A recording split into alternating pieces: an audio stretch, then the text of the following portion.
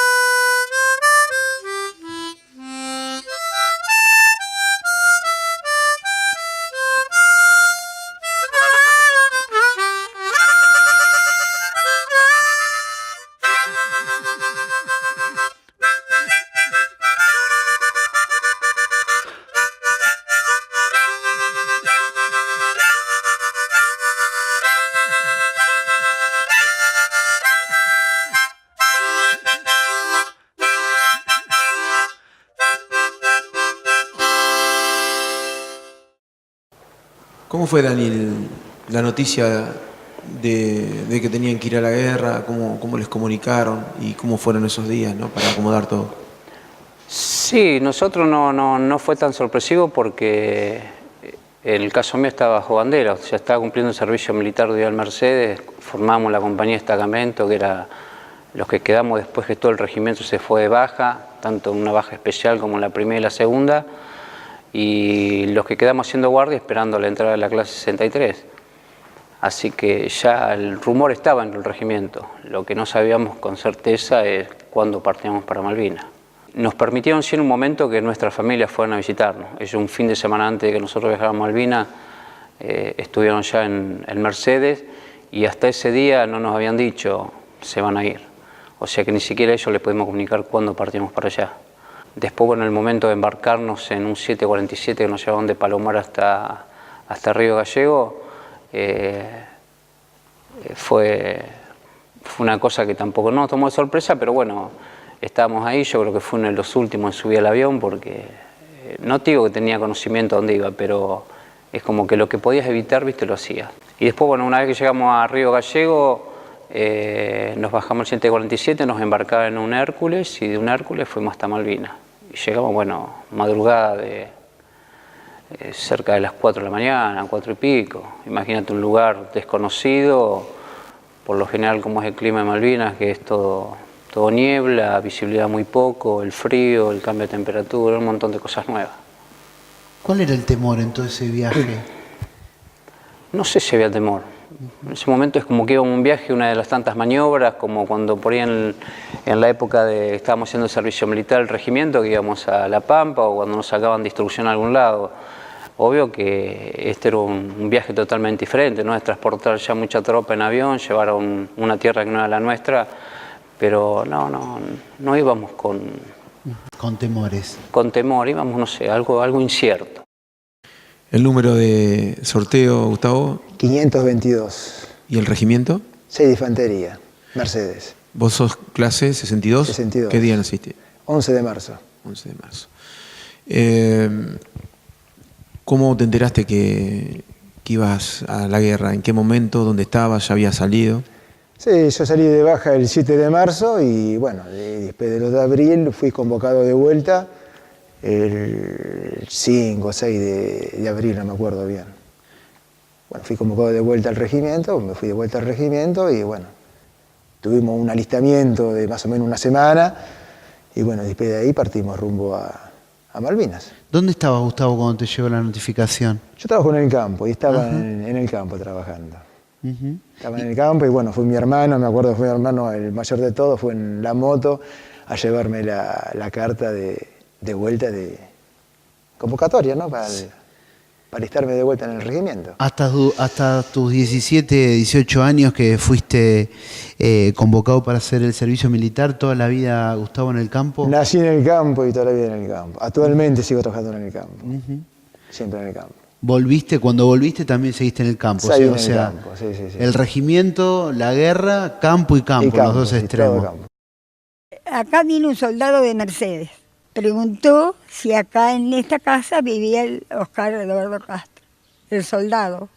Sí, porque se tiene que presentar esta noche, a las 8 de la noche, tiene que estar en Mercedes.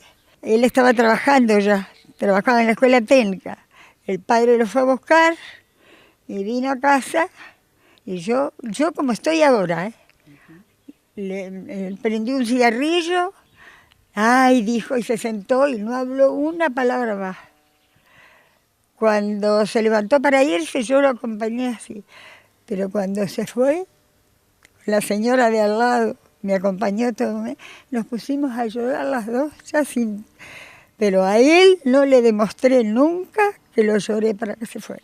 Cuando te fuiste de acá, ¿ya tenías novia? ¿Estabas de novia o no?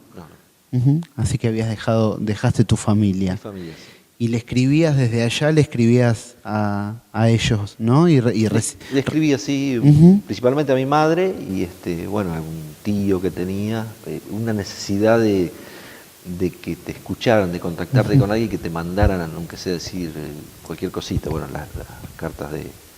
Y acá recién compartíamos una de Raúl que es impresionante, porque después de ¿cuántos años la encontraste?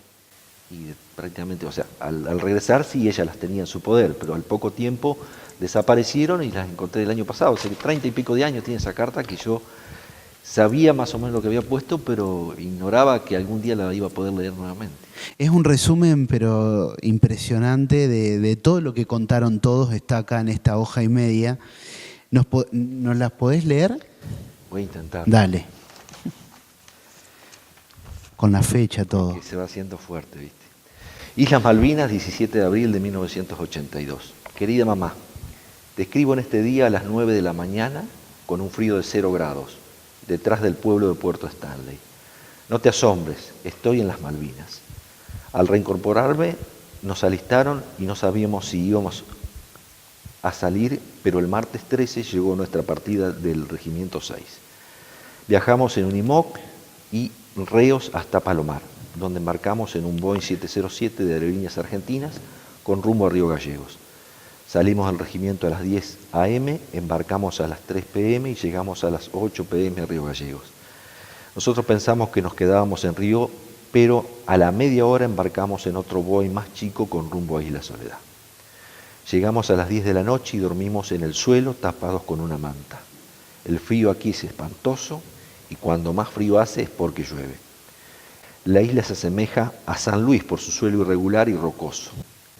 Es hermoso, pero no en estas circunstancias. Recién el 16 de abril nos radicamos en la retaguardia del pueblo. Vivimos en carpas y fuimos provistos de raciones frías, carne enlatada, masitas, café y caramelos, que cuidamos y regulamos al máximo. Mi compañero de carpa es Hugo Bafa y es callado y reservado como yo. Nos entendemos muy bien. El compañerismo es lo que te hace sobrellevar este mal momento. Estamos casi todos los de la clase 62 y hasta los cocineros fueron equipados y mandados al frente. Mi espíritu está fuerte y mis ganas de vivir inquebrantables. Por lo tanto, no quiero que flaquees y te apenes por mí. Si me escribes, dirigite la carta así. Soldado clase 62, Díaz Raúl Alberto, Compañía de Infantería Salta, tercera sección, primer grupo, Regimiento de Infantería 6, General Viamonte, Isla Soledad, código 9409, Argentina. Mamá, encárgate de cobrar el cheque a fin de mes y pagar el resto a Antoniotti, que era la casa donde yo comía cuando salía del trabajo. El crédito a la tienda, me acuerdo de Valverde que yo le sacaba, y no se atrasen con la casa que estaban pagando un plan municipal. Nos han dicho igual que si no pasa nada, igual tendremos para un mes aquí. Espero volver pronto y que termine esta pesadilla. Avisale a Alfredo, con Alfredo Sabaté, mi patrón, de que te escribí y comentale las noticias. Saludos a Silvia, mi hermana, Mario, mi padre, y a las tías viejas, y un beso grande para vos. Sin más te saluda el malvinense Raúl Díaz. El 2 de abril se toma Malvinas y vos sos protagonista principal de esa toma. Sí, desembarcamos los 3 primeros vehículos, que fue el 07, el 05 y el 19, los 3 a la cabeza, que el primero fuimos nosotros.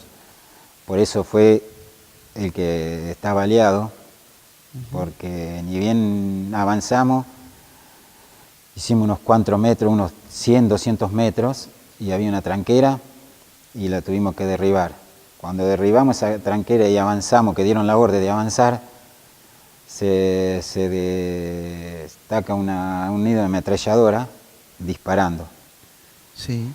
Al disparar eso, da en el vehículo donde yo iba, cuando desembarcamos. Sí. Dijeron avanzar, avanzamos. Empezaron a tirar y fue a donde se descargó los tiros, en el tanque donde yo iba, en el tanque Oruga. Sentía los impactos, pero no pasaba.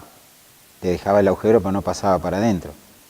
Éramos 20 adentro del tanque. Adentro del tanque vos vas encerrado. Sí. No ves nada para afuera. O sea que no sabían que estaba pasando. Vos no sabías cuánto. Lo único que sentimos, tac, tac, y dice, están disparando. Nosotros miramos adentro, disparan, estamos en guerra. Empezaron los gritos, estamos en guerra.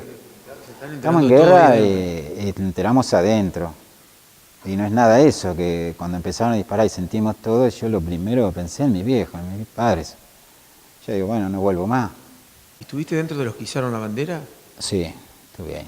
¿Cómo fue ese momento? No entendías nada, tenía 18 años. Era todo mirar y mirar nomás, ¿viste? Cuando vos mirás algo y te quedás asombrado y decís, vos, ¿qué haces acá? Nos mirábamos entre nosotros, nos ¿Tomaron prisioneros a los ingleses? Y te reías porque vos no sabías dónde estaba. ¿Tomaron prisioneros a los ingleses que estaban ahí? No tomamos prisioneros a los ingleses, lo agarraron en la basílica, y en la basílica hay un piletón grande como esta sede. Ahí estaban todos refugiados, y ahí se agarraron a ellos. Después de ahí que agarramos a ellos, nosotros salimos a patrullar las calles. Ustedes al principio, Jorge, estaban los dos en la cocina, decían, ¿no? Sí, desde el principio, desde que entramos a hacer el servicio militar, siempre estuvimos juntos. Tenían un orden dentro del regimiento de que iban recibiendo cierta mercadería cuando estaban acá en Mercedes, y lo iban ordenando de lo que era el trabajo diario. Allá, ¿qué era lo que pasó? Porque muchos de los muchachos cuentan de que empezaron a comer bien al principio, normal, pero después empezó a faltar comida. ¿A ustedes cómo vivían ese momento? Primero tenían todo, después les empezó a faltar, tenían que hacer un poco de magia para que distribuir, ¿cómo era? Sí, al principio más o menos nos daban los víveres para cocinar bien, lo hacíamos una polenta o hacíamos un guiso bien con todo lo que tenía que llevar un guiso y todo. Pero después que como que lo iban mezquinando mercadería, como que no se conseguía la mercadería, ya pan no llegaba, y ya después fue apocándose a medida cuando se empezó el bombardeo aéreo de los ingleses y todo eso, ya no había la mercadería que necesitábamos para cocinar, no nos llegaba. Y lo íbamos arreglando con lo poco que teníamos, íbamos cocinando, porque nosotros lo levantábamos a las 6:30 de la mañana y ya teníamos que empezar a hacer fuego para hacer mate cocido. Salían los chicos a repartir el mate cocido de primera línea, cuando venían ya lavábamos las ollas, jugábamos las ollas y empezábamos a cocinar para el almuerzo, terminábamos el almuerzo y cuando venían, eso a las 3 o las 4 de la tarde de vuelta, ya teníamos que empezar a cocinar para la noche y así, o para la tardecita. O sea, era continuamente, terminábamos a las 12 de la noche de lavar todo y teníamos la imaginaria. O sea, el ritmo de vida de nosotros era continuamente movido y no te dabas cuenta de lo que estaba pasando en el momento, pero nosotros ni comíamos a veces por hacer la comida o para que los otros chicos llegue bien la comida. Eso sí. Y cuando empiezan los bombardeos, que es donde la mayoría relata el cambio que sufrieron, ¿no? ¿Ustedes cómo lo viven ahí? ¿También empieza a faltar de golpe la comida? ¿Empiezan a manifestarle que tienen problemas? ¿Cómo es? Sí. Comida había, no había tanta, pero había, estaban en los galpones. Estaban acobachando, claro, o sea, no lo entregaban a nosotros, pero la comida estaba. Claro. ¿No la iban a buscar ustedes? Es decir, ¿ustedes esperaban? No, los entregaban los jefes. Sí. Y para mí, lo que nosotros hablábamos con él, que la iban mezquinando por si era más larga la guerra, ¿no? ¿Dónde estaba la cocina? ¿Que habían tomado una casa, un galpón? No. Nosotros estábamos cerca de un galpón las cocinas eran de campaña, rodantes, de esas como se han visto ustedes acá. Leña no teníamos, entonces calentábamos tarro de gasoil y cuando el gasoil prendía lo metíamos bajo la leña. Nosotros éramos negros, como una pomada, teníamos encima grasito y todo por el mismo gasoil. La turba, ¿te acordás? Y prendíamos fuego turba de ahí, de esa zona que también ardía, es como la tierra, como la raíz y todo eso ardía. Y nosotros primero la guerra fue como, cuando recién bajamos, como él decía, del avión era como un campamento, como una preparación. Después, cuando empezaron los bombardeos y todo eso, ahí nos dimos cuenta que estábamos realmente en guerra. Pero primeramente ni sabemos lo que era una antiaérea, lo que era una bala trazante, lo que era una bomba. Después del primer bombardeo, que fue el 1 de mayo, que de ellos aéreos, ahí empezamos a tomar miedo, más miedo, porque empezamos a ver lo que hacía una bomba, los daños que hacía. Que fue ahí cuando bombardearon en el galpón que habíamos estado durmiendo nosotros, que hubo, no sé, como 60 soldados muertos, que eso nunca se decía, pero... No, por comer no hacíamos cualquier cosa, eso sí. Y yo digo, comía en un basural como si fueran los animales, más como si fuera el basural municipal, así, cualquier cosa. Y después irte al pueblo, como yo era más viejo, yo lo tomaba por ahí, me ponía alguna tira, algo, y me iba al pueblo, y los que eran cocineros, unos compañeros que los tengo acá, siempre te tiraban algo de comida, algo, y me iba, juntaba un poco de comida, algo, y después nos veníamos. Sí, cuchillos sí, a veces vos veías que querías matar una vaca tipo de esas milcas que había ahí, con cuchillitos que eran no, casi nadie teníamos, no siendo cuando vinieron los correntinos, cuchillos grandes o... Yo ni siquiera ese redondo tenía, ni bayoneta, algunos tenían, bueno, alguna bayoneta, pero algunos no. ¿Los correntinos eran una fuerza, es decir, un pelotón especial o...? No, eran regimientos. ¿Y por qué se habla tanto de ellos, no? Y de los cuchillos, justamente. Y ellos tenían, sí, yo cuento una anécdota, y bueno, digo, cuando vengan por los ingleses, digo, bueno, les presentaremos, acá tenés el arma, digamos, que nos rendíamos y listo, qué sé yo, sí. Te habían tirado... Y un correntino me ocurrió con un cuchillo grande así. No, lo último que haría, dice, era entregarse. Yo uno no entendía, digo, sí. Viste, si el otro es superior, tenés que... Sí. Uno hizo todo lo posible por decir, cumplir orden, aceptar todo lo que... Por eso tirar todo lo que pudimos tirar, pero un correntino vos le decías que tenías que rendirte y te quería partir al medio, cosas. No. Me corrió con un cuchillo, me acuerdo de eso. No, ellos, la patria la tenían más incorporada, o el patriotismo, yo lo veía. A nosotros nos cargaron, nos llevaron y viste, nada, mucho. ¿Cómo fueron los jefes, Andrés? Y con nosotros era igual que nosotros, lo mismo. No había mucha orden. La única orden que había que cuidarse, ¿no? Pero no había una guía, no había que para ir a atacar ni nada. Ellos se cuidaban como lo cuidábamos nosotros, nomás. Yo tuve, de entrada, digamos, el poquito tiempo que estuve, tuve problemas con un sargento que iba a estar conmigo en el Pozo de Zorro. Porque no sé por qué es lo que hice yo, y me dice, viste que le dicen, te baila, me hicieron hacer salto de rana, cuerpo de tierra, y después hay un cabo que había ido y le dice, mi sargento, déjelo que yo lo voy a arreglar. Bueno, me hizo hacer salto de rana, cuerpo de tierra, iba, venía, y después agarró y le dice, bueno, acá se lo entrego. Y entonces el sargento dice, vamos, dice, conmigo, dice, levante esa piedra. Le digo, sí, le levanto. Dice, póngasela atrás de la espalda. Bueno, me la pongo, salto rana mal. ¿Con la piedra? Sí. Le digo, no, le digo, mi sargento, yo esto no lo hago. Y le digo, usted va a estar conmigo en el pozo. Digo, el primer tiro que yo tire acá, se lo pego a usted. Como que le aclaraste la situación. Y me dice, ¿cómo me dice eso, soldado? ¿Viste? Yo soy un superior. Yo se lo digo, nada más. Era el principio del tiempo. Yo lo vi a él cuando me vine de baja. No lo vi nunca más, conmigo no estuvo más. Un día lo crucé en la escuela de ingeniero que me venía y me dice así que Roldán se va. ¿Viste? Sí, bueno, que le vaya muy bien en la vida civil. Pero yo allá no lo vi más. Conmigo no fue. Allá la mayoría estábamos de a dos en Pozo Zorro. Yo cuando empezaron a tirar los aviones el 1 de mayo, el 2 me llevaron a mi compañero, así que quedé solo desde el 2 hasta que me vine. Estaba solo, estábamos en un grupo, éramos 11, 12, y yo en el Pozo estaba solo. Y ponerle éramos 12 y no teníamos oficial. Y nosotros teníamos cabo, los cabos, ¿viste? Eran los jefes de grupo. Y se había ido con otro cabo a otro lado y nosotros quedamos solos, quedamos 11 solos, ¿viste? Así que yo retiraba el cilindro de la comida, el cilindro de la leche, ¿viste? Porque yo era el jefe del grupo. Y entonces me tocaba a mí, me retaban todos los días porque no iba un cabo conmigo a retirar. Y yo le decía, ¿viste? No, el cabo se fue del otro lado de la ruta y nosotros quedamos solos. Alguien tiene que retirarlo para comer, ¿viste? El viento te volteaba porque te daban caldo, el guiso que era caldo, ¿viste? Y algunos ni se movían a buscarlo, ¿viste? Yo me acuerdo que le llevaba pozo por pozo, le llevaba la marmita, iba con el cilindro a llevarle.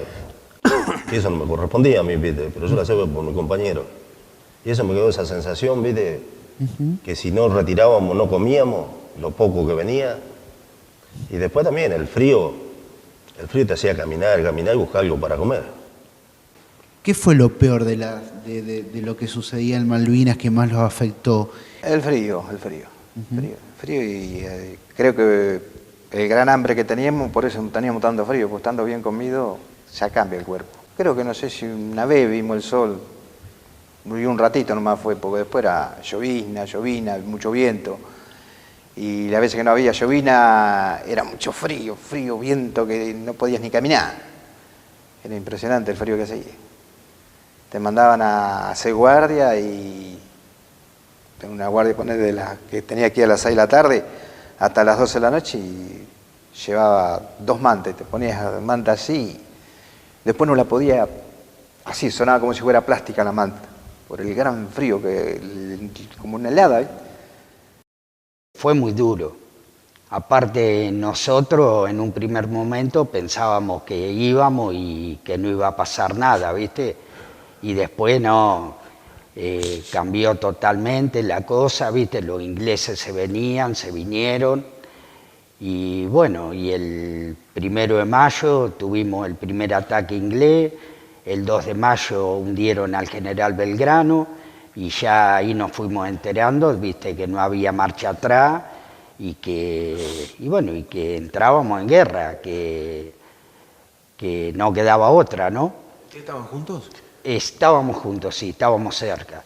Y bueno, lo que pasa fue muy duro porque el primer mes tuvimos comida, comimos bastante bien, pero el segundo mes estuvimos prácticamente sin comer, nos llegaba muy poca comida, viste cuando empezaron los bombardeos, el bloqueo inglés, empezó a complicar todo y bueno, fue muy duro, sí, yo en algún momento lo dije, nosotros ya los últimos días deseábamos que los ingleses se vinieran y queríamos matar o morir, pero que eso se acabara, porque era un infierno, ¿viste? Ya era insostenible, ¿viste? Era insoportable vivir eso, ¿viste? El frío, el hambre, las bombas.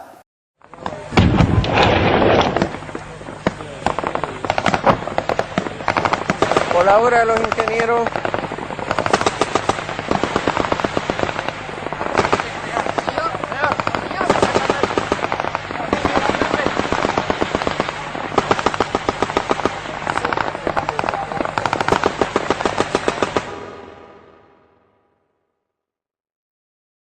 Les pido disculpas a todos, pero a mí esto me cuesta mucho hablar de la guerra de Malvinas porque yo la sufrí mucho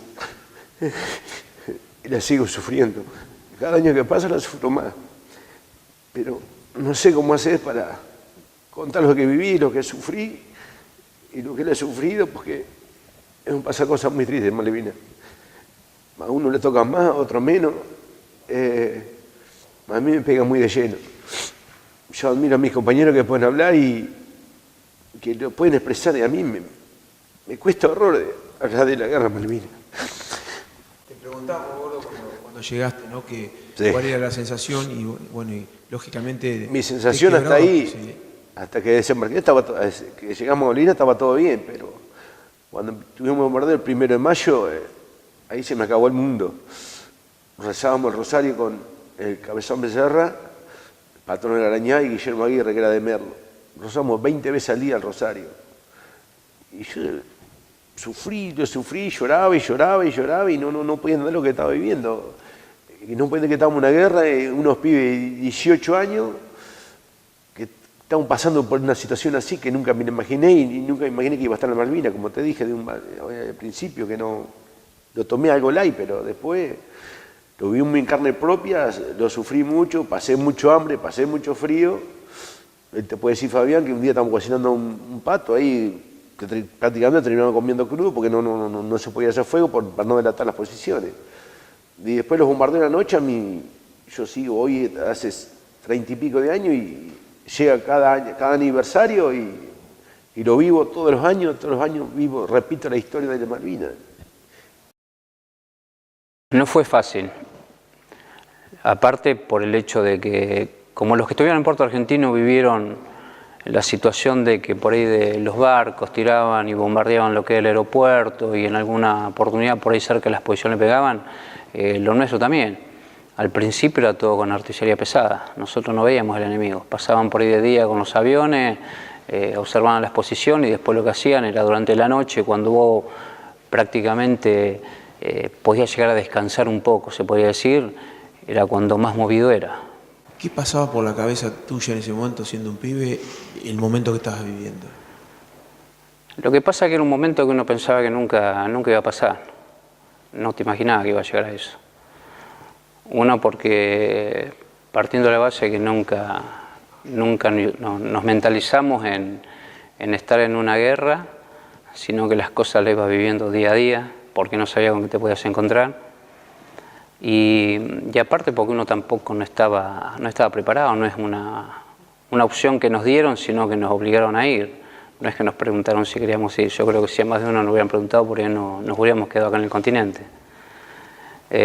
Así que no fue fácil. No fue fácil porque uno, más que usaba un aire comprimido acá cuando era chico, que salías a cazar con tus amigos, la onda, o en el regimiento, ir al tiro federal a practicar, pero con un blanco, tener que matar a alguien, no. ¿Cómo fue? ¿Dónde estaba? Estaba en la costa. Le digo al otro, vámonos para el pueblo. Nos vinimos, los íbamos al rancho y comíamos, ¿viste? Y se hizo tarde. No podíamos comer y el camión no salía. Y allá de noche, de acá en esta no se veía. Y le digo al otro, los quedamos. Nos metimos en una casa que había al lado de la enfermería y al lado estaba el radar. Y bueno, se armó el bombardeo y nosotros entre la casa. Después ya vimos que la cosa había puesto fea, veíamos los fogonazos ahí arriba en las ventanas, ¿viste? Vamos a tomar posiciones. Y cuando vamos a abrir la puerta, embocó justo el proyectil de cañón que explotó en el aire, ¿viste? Y a mí me agarra la onda expansiva, me pegó un guachazo, pero tremendo. Los mandó al fondo del galpón, ¿viste? Y yo pensaba que era el proyectil que me había pegado. Y no era la onda expansiva, pero me pegó un guachazo tremendo, me dejó un mes en silla de ruedas. ¿Cuánto tiempo? Como un mes estuve en silla de ruedas. Y me metí en unos pozos que estaban ellos.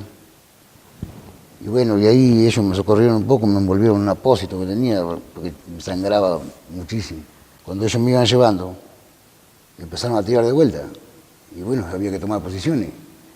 Y ellos fueron a tomar las posiciones de ella y yo me tuve que meter abajo de un batán. Y ahí aguanté el tiroteo, un bombardeo impresionante ahí. Yo estaba tirado ahí abajo y veía las balas pasar, ¿viste? De las máquinas antiaéreas que tiraban. ¿Te arrastrabas, Pato, si no podías caer? No, me arrastraba. Pero en el momento que estaba caliente podía moverme. Aparte, ¿viste? Cuando te van a matar te movés igual. Sí. Quédate bien tranquilo que te movés igual. Pedro, que fuiste a buscar los cuerpos de dos compañeros que, ¿no? Sí. Y uno no toma dimensión, o uno que tiene por ahí hijos, que los ve chicos a esa edad, ¿no? Es decir, ¿ustedes tomaban dimensión de lo que estaba buscando una persona que era un pibe que estaba muerto o que estaba herido? Así, ¿entendían eso, lo que estaba viendo? ¿No lo podían comprender? ¿Qué era lo que te pasaba por la cabeza? Sí, nada,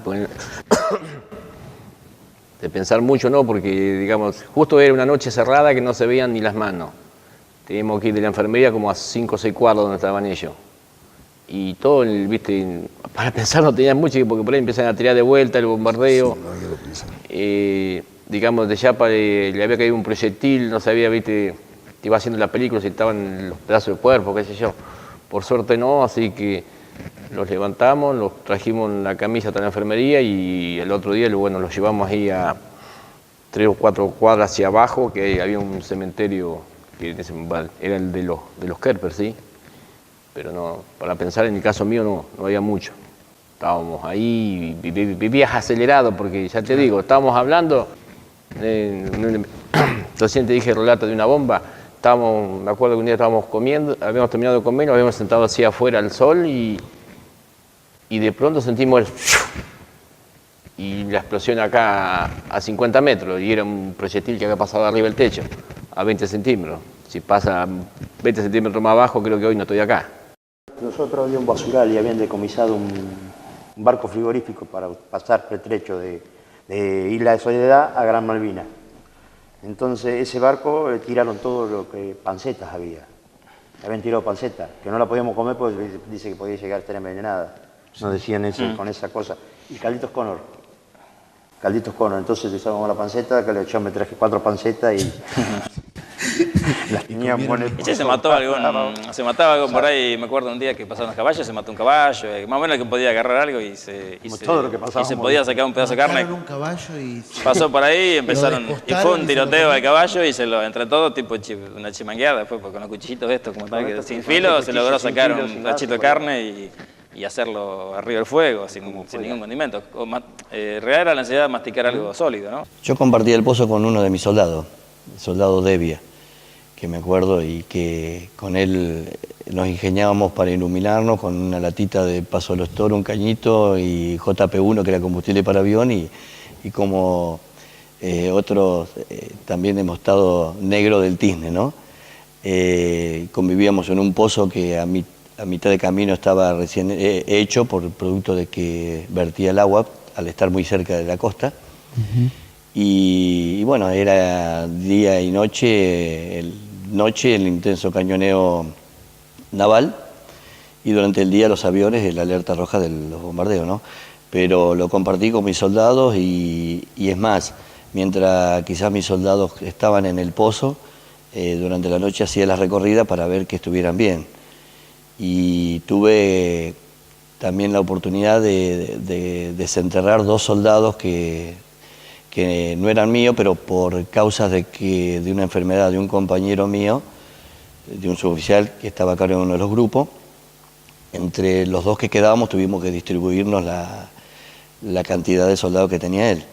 Y tuve que desenterrar 2 producto de una bomba de 500 libras que había caído en el borde de su pozo, ¿no? Vivos.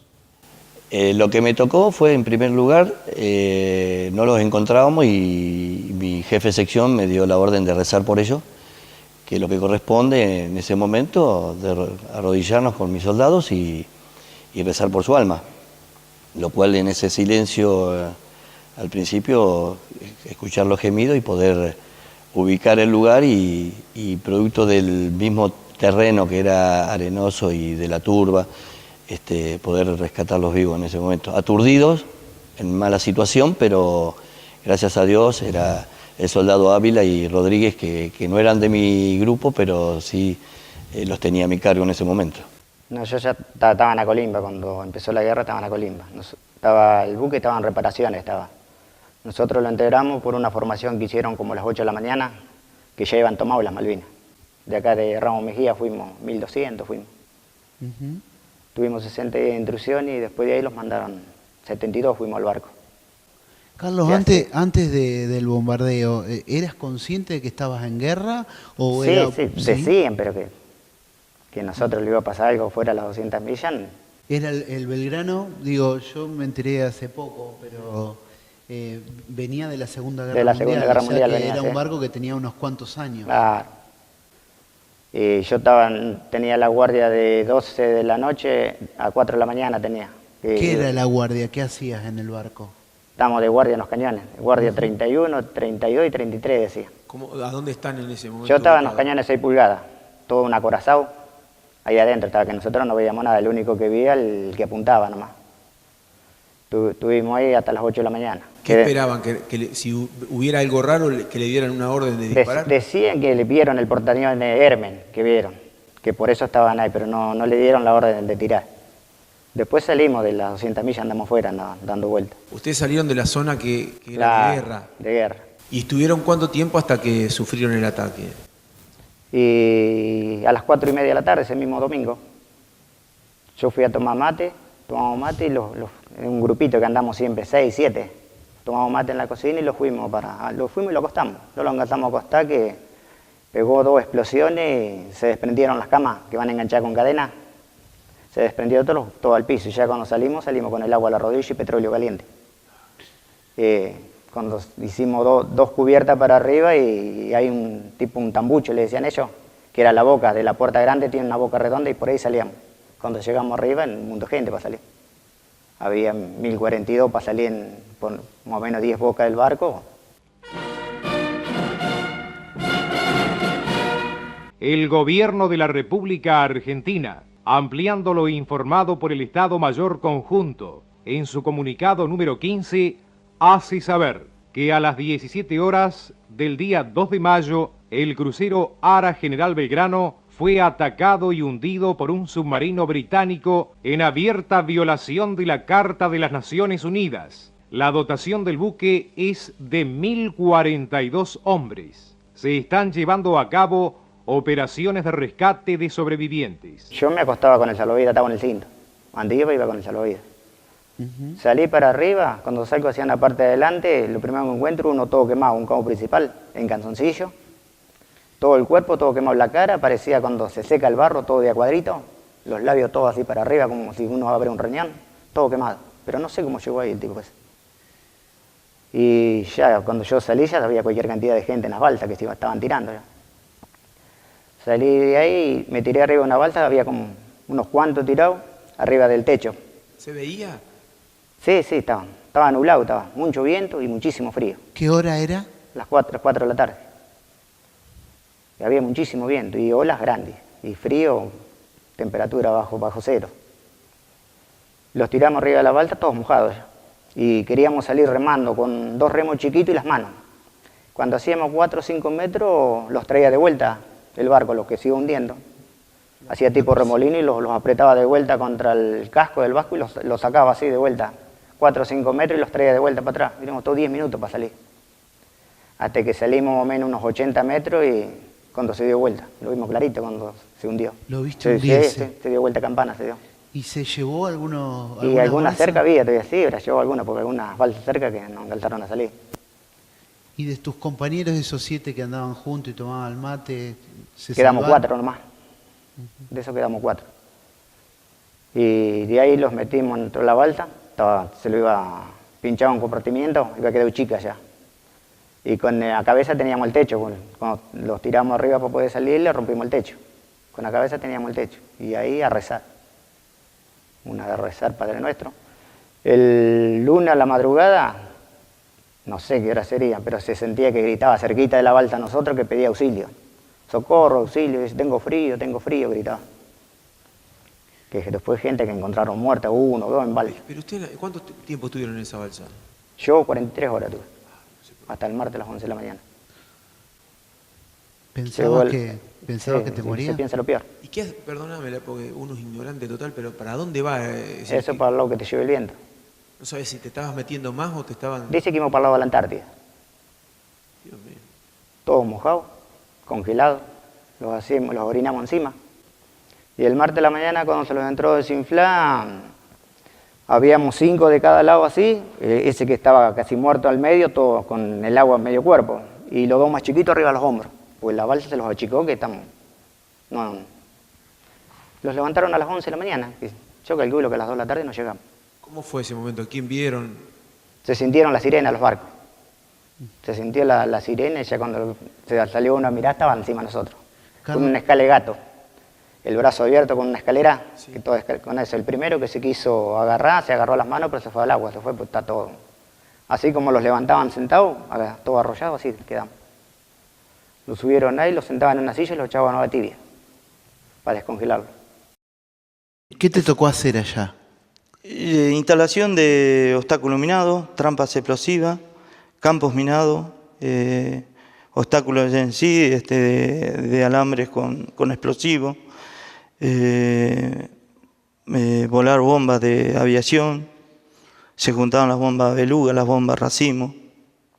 Básicamente se tiraron en la zona del aeropuerto.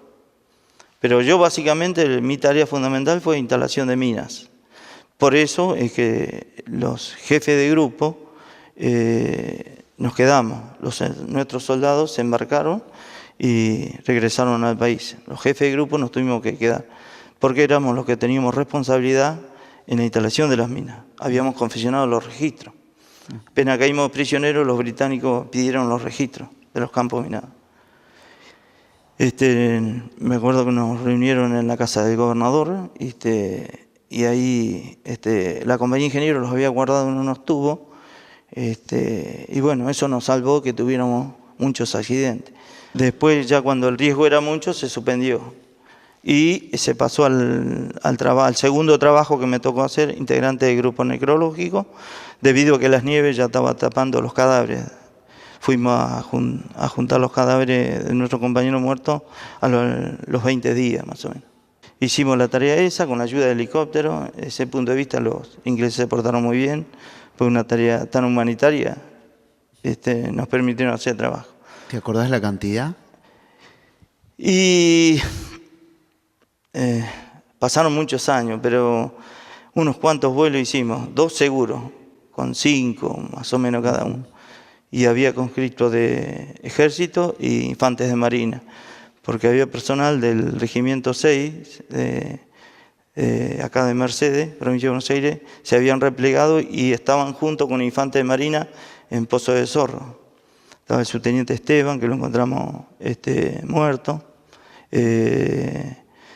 Después había varios conscriptos que no se los podía identificar, porque los ingleses le ponían turba arriba, y el peso de la turba lo va demacrando, o sea, lo va deformando. Y aparte eran 20 días que estaban ahí cara al cielo, ¿no? A mí no es tanto, la guerra me afectó, ver compañeros fallecidos, una de las cosas que me afectó muchísimo fue cuando nos rendimos y nos metieron en un túnel y dieron las bajas, en las bajas de los soldados, y nombran a Daniel Torres. Cuando nombran a Daniel Torres, me salta la ficha de que escribíamos cartas juntos. Y bueno, me puse a llorar. Que no podía ser, qué le iba a decir a la madre. Tuve todo el tiempo así. En la cabeza eso, Daniel, ¿por qué? No. Y lo había pasado por muerto en la lista de muertos, de cosas. Llegamos al final, nos llevaban de vuelta cuando entregamos las armas, nos llevan para un galpón, que había comida, había de todo. Y yo decía, ¿qué le digo a la madre? Que yo vuelvo y él no. Y siempre, ese fue el dolor mío más grande que tuve, que era un compañero que escribía carta conmigo y que éramos amigos en la Marro. ¿Y qué le decía a la madre yo? Bueno, la pérdida que más sufrí por el hecho de que compartíamos no solamente acá en Mercedes cuando hicimos el servicio militar, sino que formamos juntos la compañía de destacamento también. Y después, bueno, fuimos a Malvinas y estábamos incluso en el mismo grupo, el tercer grupo, la tercera sección. Y era Mingo, que era un compañero mío, Mingo Rodríguez de Roque Pérez, y aparte un tipo, esos tipos que son los que le ponían onda al grupo, que era todo felicidad, que a veces te hacía un poco salir de la situación en la que estabas viviendo. Tuvimos la desgracia que esa noche replegamos, y bueno, entonces uno de los jefes del grupo nuestro decidieron tirarle un par de granadas a la ración, diciendo, bueno, si no la llevamos nosotros, que no la lleven ellos. Entonces muchas de esas cosas quedaron, algunas quedaron sanas. Bueno, nosotros replegamos, retrocedimos casi 6-7 kilómetros, hicimos posición nueva, y era tanta el hambre. Vos fijate hasta qué punto la desesperación, que vos decís a veces una situación límite que vos podés llegar a perder la vida, pero el hecho de estar privado de la comida, de un montón de cosas. Hubo un grupo que por ahí sin pensarlo se organizaron como en una patrulla, llevaron 5 o 6 bolsas cama y retrocedieron los 7 kilómetros, fueron a las posiciones donde estábamos y fueron a juntar comida. Que pues es una locura, porque corres el riesgo que estás volviendo de noche, puedes agarrar tranquilamente un campo minado, perder la vida, pero la inconsciencia a veces de la situación en la que estábamos viviendo, que era de hambre, frío, un montón de cosas, volver a buscar comida era una cosa insólita. Bueno, la mayoría del grupo le hicimos el aguante, porque cuando hicimos posiciones nuevas, la idea era que pasaban lista para ver si faltaban algunos, para ver con la vez las bajas, y nosotros sabiendo los compañeros que habían vuelto, entonces cada vez que los nombraban, decíamos presente como para que supieran que estaban. Y en esta noche cruel que fue la del 13, Mingo, entre una de las tantas inconsciencias que tuvo por ahí, pobre, como fue en su momento ir a buscar la comida también, en pleno tiroteo con los ingleses, por no descuidar la bolsa cama, salió de cubierto atrás de una piedra que estaba y una ráfaga lo agarró al medio y lo mató. ¿Y vos a cuánto estabas de él?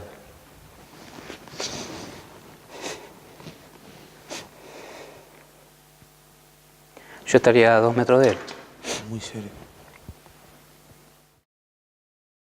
Yo creo que la vida nos va dando golpes y nos va fortaleciendo. Y si tenés un poco de templanza, vas logrando que esos golpes te fortalezcan para seguir enfrentando nuevos golpes. Yo creo que eso fue duro y personalmente no me afectó. Yo veía cómo lo iba a soportar la familia en el caso de que aquellos que hubieran dado hijos para que otros lo manejen, y a veces mal. Y desde el punto de vista de nosotros, que éramos profesionales, que yo me siento un profesional y que estudié para hacer mi tarea bien y que creía y estaba convencido de que estaba haciendo mi tarea bien, cuanto mejor lo hiciera cualquiera de camarada que estuviera en otro barco y le hiciera más daño al enemigo, más contentos nos sentimos. El tema es cuando vos fracasás, cuando está manejando gente, cuando está manejando conscriptos, chicos de 18, 19 años, ahí es grave, porque eso es irresponsabilidad, es impericia, eso es grave y eso me afectó mucho. Y me afectó de tal forma que al verlo y al ver todas las cosas que se hicieron mal, todas las cosas que se hubieran podido hacer mejor, todas las cosas que se hicieron para mostrar y no para ser efectivos en el campo de combate, me llevó a que volví con una gran frustración y decidí abandonar la Armada y pedir el retiro. Lamenté que todo lo que habíamos experimentado en Malvinas, todos los errores que cometimos, no los aprovecháramos para capitalizarlos, para decir, realmente las balsas salvavidas no eran las adecuadas, los sistemas de comunicaciones, los sistemas de operativos, las tablas de publicaciones que usábamos estaban equivocadas. No, ¿qué hicimos? Fue un manto de silencio. Ocultar lo que se había hecho. ¿Y quiénes perdían? Los soldados. Cuando llega la noticia de la rendición, ¿qué es lo que hiciste? ¿Qué es lo que hicieron, por lo menos, los que estaban con vos? Y fue una satisfacción, fue algo que nosotros con la última vuelta, que el último día que los rendimos, corrimos como 7 kilómetros, que les dijeron que los replegamos. ¿Corrieron para llegar al destino? Para llegar al pueblo, que nosotros decíamos que ahí donde nos bombardeaban, ahí donde se bombardeaban, que dijimos, bueno, acá estábamos cerca, que sea un mar, no, cosas, decimos, acá los pegan un empujón, los ahogan a todos, decíamos nosotros, acá ya los tienen todos amontonados, acá no, ¿dónde los escapamos acá? Y nosotros cuando veníamos llegando decían que salían otros a más, que llegábamos nosotros ahí, porque aparte ya lo hemos desarmado del todo casi, fuimos perdiendo cada disparada que hacíamos, cada retroceso, vas perdiendo cosas, sí, ya te quedabas sin cosas, te quedaba... Y esos 7 kilómetros corriendo desesperado para decir, acá llegar, me estoy salvando la vida, ¿no? Era salvarse ahí, era salvarse. Y tantas cosas te puedo decir, alivios, olvídate que tuvimos un alivio hasta que llegamos acá al continente. Vinimos en barco, de ahí vinimos a Campo de Mayo, tuve una semana en Campo de Mayo y ahí me parece que fue la parte más triste que viví yo, porque toda la gente te venía a preguntar, los familiares, che, está el soldado fulano, el soldado nuevo, y vos sabías que había muerto. No sabía cómo responderle. Y como sabía que había soldados heridos, y había soldados que ni sabíamos dónde estábamos tampoco, como el caso de Añez, que no sabía si estaba vivo, que no decía que había muerto, que sí, que no, que estaba, que no estaba, hasta que después nos encontramos acá en Navarro, lo mismo con Rubén Caraballo. Yo tuve la mala suerte de que me bajaron colectivo en Merlo, porque no tenía plata cuando venía, me dieron permiso para venir a mi casa. Y le digo, mira, loco, no tengo plata, vengo de las Malvinas. Y te pago en Navarro, ¿no? Dice. De estos chantas está lleno, dice. Dice mi primo, si no lo lleva él, me bajo yo también. Yo digo, vengo de la Malvinas, no me puede bajar. Bueno, me bajó. Y había una mujer y un matrimonio, digamos, ahí adelante, y le dijo al chofer, no, dice, súbalo que yo le voy a pagar el pasaje. Y bueno, subí, me fui al fondo. Me bajo, se baja en Marcos Pal, el matrimonio, y me dice, muchas gracias por lo que hicieron. Y yo, que les contaba a ustedes que había traído moneda, le digo, bueno, les digo, con esto le agradezco. Saqué 3 o 4 monedas y se los regalé. Nuestra guerra a nosotros nos marcó, yo siempre digo cuando tenemos posibilidad de hablar con algún colegio, nosotros fuimos con 19 años y en 70 días volvimos con 35. Nosotros nos pasó toda una vida, por delante, toda nuestra juventud se nos pasó en nada, en unos días. O sea, nuestros recuerdos de la infancia, del colegio, de los amigos, de la familia, eso de pensar, listo, mi última imagen de Navarro fue la que vi el 2 de abril, el 5 de abril. La despedida, una cena en casa, como que pasaban muchas cosas. Tuvimos la muerte muy ahí, muy como diciendo, listo, nuestra última vista de Navarro fue esa. O sea, creo que lo más importante fue, de ahí en adelante, valorar mucho más las cosas que por ahí la juventud, nosotros tampoco hasta ahí no valorábamos, muchas cosas que se mencionó en las bolillas, de familia, de un calzado, o sea, que te das cuenta que no sirve nada. Y también por ahí nos sirvió para marcar diferencias hoy con cosas que te pasan. Yo noto, al menos en mí, creo que en varios también, que como que hay cosas que mucho le dan importancia y no dice, esto no es nada, tiene solución. Porque cualquier cosa que ya hoy no corra en riesgo de la vida, no es problema. ¿Soñás? Uno no sabe hasta cuándo va a vivir, ¿no? Pero ¿soñás con que algún día las Malvinas sean Argentina?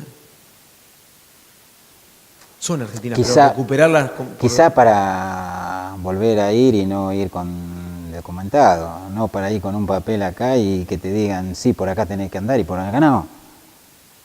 ¿Crees que algún día se puede lograr sería eso? Lindo. No sé, no me juego, no sé. Sería buenísimo. Yo de mi parte me gustaría volver a ir y pasar por los lugares que yo anduve. Quizás ahora no podés, porque te dicen pasar por acá, anda por acá y anda por allá, por ahí no, por acá sí. Pero me encantaría volver. ¿Y a quién le va a gustar volver? A nadie. calculo yo, no sé, por ahí alguno quiere volver. No sé. ¿Pero de visita No, al lugar tampoco? ¿No querés ni ver la isla? no. Sí, volvería, pero sin pasaporte. No vamos a hacer así. No, nunca, ¿no? Pero como argentina y sin pasaporte. ¿Te gustaría que pueda ir libremente? Libremente, como si dijera, me voy a... No que va a otro país. Claro. Si no, no. Y los soldados muchas veces tienen ganas de volver, otros no. No quieren ni pensarlo siquiera. En el caso de ustedes, o en el caso tuyo, ¿alguna vez pensaste en que quisieras hacer un viaje e ir a las Islas Malvinas? Lo he pensado, sí, en algunas ocasiones. Y por un lado me gustaría ir, pero por otro siento que no, porque me va a hacer mal. Por pensar que mi papá estuvo allá, entonces no.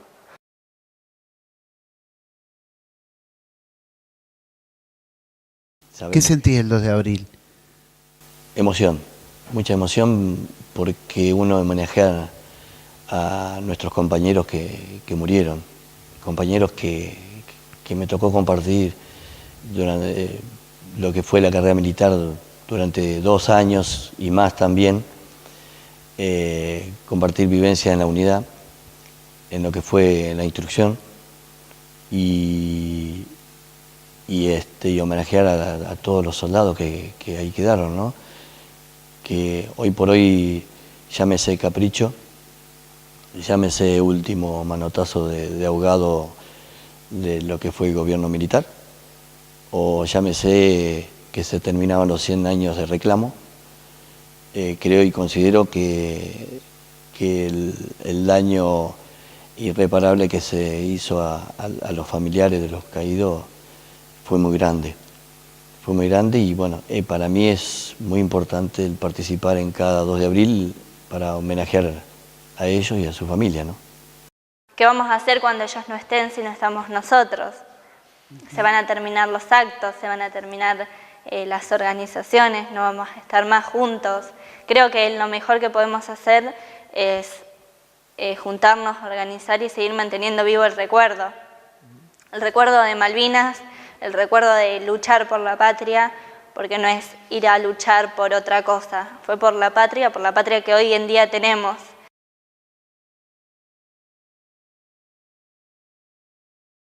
Si un chico, una escuela, alguien te pregunta ¿qué es la guerra? ¿Qué significa?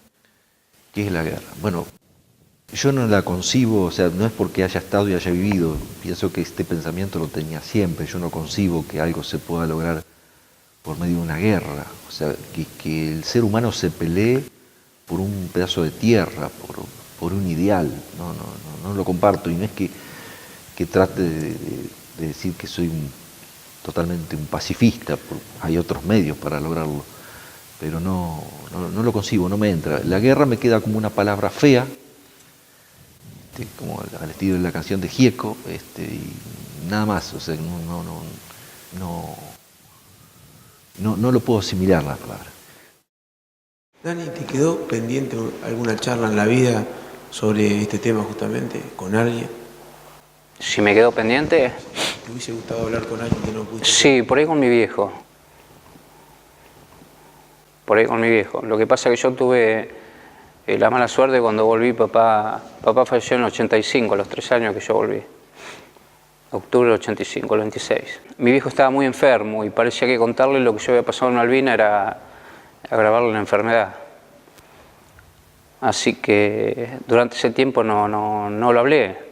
Tuve la suerte después cuando di el examen para el banco, una psicóloga estuvo conmigo por la condición de veterano, estuvimos hablando cerca de 3 horas y pico y por ahí me pude sacar un poco parte de esa mochila y después empecé a hablarlo, pero me hubiera gustado una charla que haberla tenido con mi viejo, que bueno, por esas cosas de la vida no puedo hablar ni eso ni nada más, pero... Dani, ¿fue un Daniel Torres y volvió otro?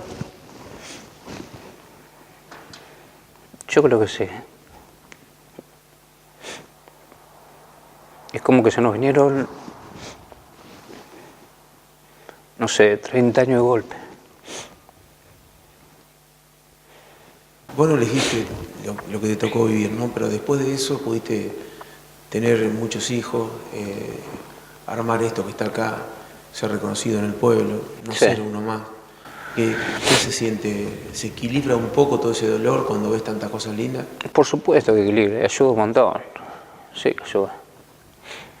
El hecho de, por empezar a vernos agrupados nosotros como centro y esos primeros años que tuvimos tan distanciados todos, pero por una cuestión de creo que a todos nos pasaba lo mismo, que no queríamos hablar de lo que habíamos vivido,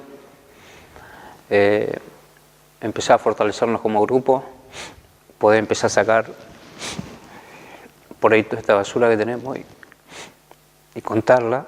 Y después, bueno, empezar a conseguir los logros, o sea, poder tener un lugar donde se conmemore cada 2 de abril, como es el predio, un monumento incluso hecho por veteranos, trabajamos, vos fíjate, 2 personas que hoy no están con nosotros, que son el Gordo Fersola y Núñez.